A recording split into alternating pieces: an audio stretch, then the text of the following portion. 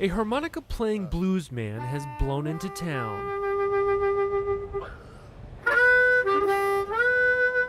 I just moved here from Omaha about 3 days ago. His name is Dr. Spit. Something like that. You do not get to pick your nickname. Somebody inebriated in the bar decides what your name's gonna be. In Omaha, his band, Dr. Spit and the Blues Mechanics, played local bars. But he first picked up the harmonica when he was a kid. Everybody got harmonicas at Christmas time, back when we were a little kid. But my first time actually getting paid for a show was 1967. Now, let's give us something. He never studied music. Never. Never.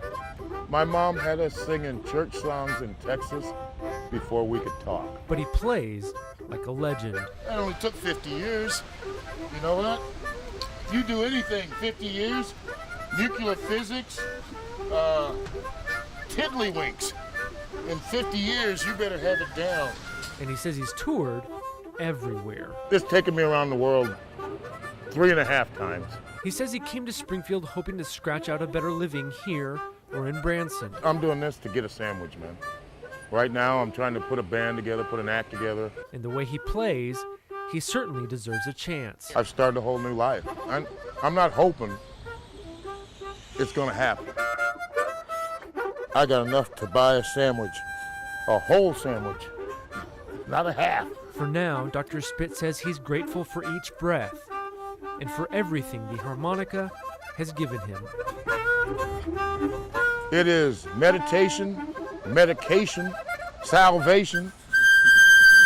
It's life. It's life. Do not attempt this at home. I think I'm a professional. In Springfield, Drew Douglas, KY3 News. And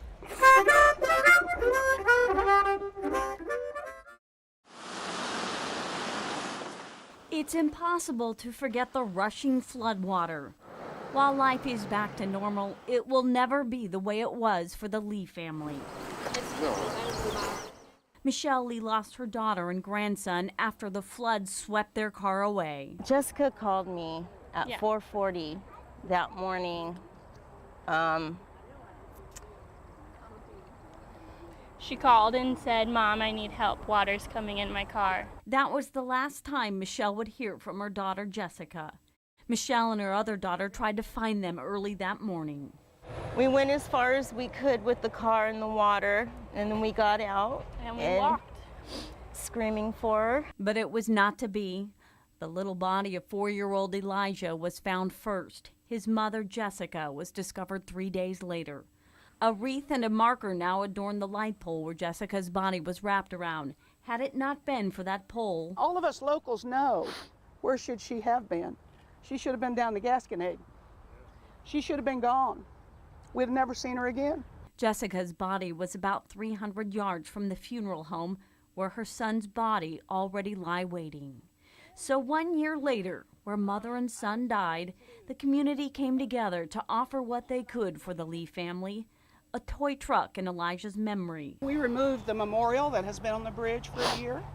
Prayers. For truly, Father, it is a way that you keep us going through things that happen. And a lot of love. It's like going back to that day and reopening the wounds all over again, but it's something that we have to do to heal. Inside a garage in Springfield, Mike Brown is performing eye surgery. It's like almost like you're a dentist and an eye surgeon when you're doing these. On a pumpkin. Scraping, shaving, poking, and cutting. Like a mad scientist, Mike is bringing his Frankenstein pumpkin to life. Tiniest details is what really gives that realism. Inspired by Ray Villafane, a pumpkin sculptor in Arizona, 3 years ago, Mike decided to take his own stab at it. I never sculpted anything before that point. Trained as an architect, Mike has a real passion for art. You're taking that classic pastime of pumpkin carving and kind of changing it and making these things come to life. Nothing fake about these big orange gourds. I'd say the hardest part is really just trying to find the right pumpkin. Except the hands, made from foam and wire. The thing I enjoy the most is just making something unexpected. So how does he come up with the expressions? I'll look in the mirror and just kind of make a funny face and kind of look at, how the anatomy of the face is, the bone structure and then the muscles and just the wrinkles. Mike will put in 3 to 10 hours on each sculpture. I do get obsessed with it. It's just kind of one of those things. Once you get going, I won't stop. I'll do one and I'll go, and if it takes me to 3 o'clock in the morning, I'll do it. I've done that many times this year. Getting close. But Mike isn't alone in his Halloween hobby. His identical twin, Matt Brown, picked up this strange art too, soon after Mike started. I thought it was really cool, and we usually do things together a lot. They each have their own style. But he's got a little more experience and is really good at doing this, probably more so than me, but I give it a shot every once in a while. A lot of times, he didn't give himself enough credit a lot of times. The brothers share the creative process. We always bounce things off of each other. I mean, we don't fight about things when we used to, I guess. And once a character has come to life, Matt poses the pumpkins. You know what we need to do?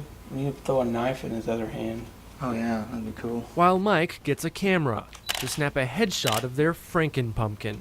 And they don't sell these pumpkins because the carvings only last about 3 days before they decompose. It's a temporary art form, so I mean it's in the now. So their hobby is only preserved by peculiar pumpkin portraits. All this is going to come out. Springfield, Missouri is the last place Mark Mason believed he'd be. I thought I'd be pulling up in Havasu here in the next hour or so and getting ready to go out on my jet ski and enjoy the sun. But it's the first place he and his wife would choose given the circumstances. It's a scary thing when your car doesn't work. You depend on it, and especially when you're traveling cross country. Their Suburban sputtered into a garage where to fix it Probably $2,000 to do this. would blow the family's budget. That's when they learned about this place, where repairs would cost just a fraction. Tighten it a little bit. Put that up in there to keep it from spinning. The catch? The strain, the struggle, and the sweat lay primarily in Mark's hands. Oh, geez. There you go. I'm taking apart a rear end and putting a new rear end in. Really, I have no idea about cars. Enter Steve Parsick. It's easier for me to tell you how to turn the bolt than me to do it. Where you got that? It's not a garage Steve recently opened, but a dream. His dream, the 417 DIY Center. Everything I've got. Everything he's got, plus 30 years of planning and preparation in 17,000 square feet. Back when I became a mechanic years ago, I can remember wishing I had a place that I could go to and maybe rent a lift or a bay for a day or an hour, or, a week. That place is now a reality. Do-it-yourselfers can rent his bays, use his tools, and follow his guidance. We don't do it for you. We will help you do it. Smiles and singing, something we didn't expect to find in the slums of Cebu City, where chasing bubbles is a fleeting moment to be a kid before hunger calls them back to reality. It's a hunt to find their next meal. Many on their own, under the blazing sun. A lot of garbage, but since a lot of houses being built now. It was a sight our cameras almost couldn't capture. We needed a guide to take us deep into Anayawan, past the stench seeping onto the streets. Where money is scarce and desperation is the driving force of survival. This is where our walk ends. Mountains of garbage and the scavengers picking through it, looking for food among the flies and rotting bags of filth. It's a painful rite of passage for children. Families slip through this hole in the fence every day to survive. Our guide, Mary Lou Candido, remembers wrapping food in paper and then burning it to kill bacteria before eating it, living off Cebu City's trash until she was 12 years old. Now she comes back to check on the neighborhood children. Marilu says a good day scavenging for hours to find plastic bottles and recyclables netted just $2. So exactly where are your donations going? Convoy of Hope uses part of that money to feed more than 100 children here in Anayawan, and the cost roughly $10 per month per child. When you walk into a setting like the barangay that we were in today and you see the way these people live, part of your heart stays there when you leave.